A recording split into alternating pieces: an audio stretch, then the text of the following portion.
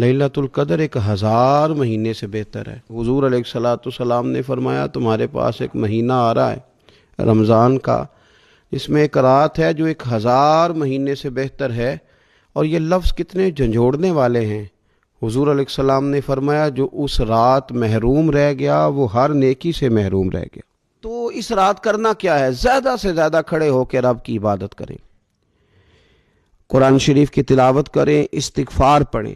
سیدہ طیبہ طاہرہ حضرت عائشہ صدیقہ رضی اللہ تعالی عنہا نے عرض کی یا رسول اللہ اگر مجھے یہ رات مل جائے تو کیا پڑھوں؟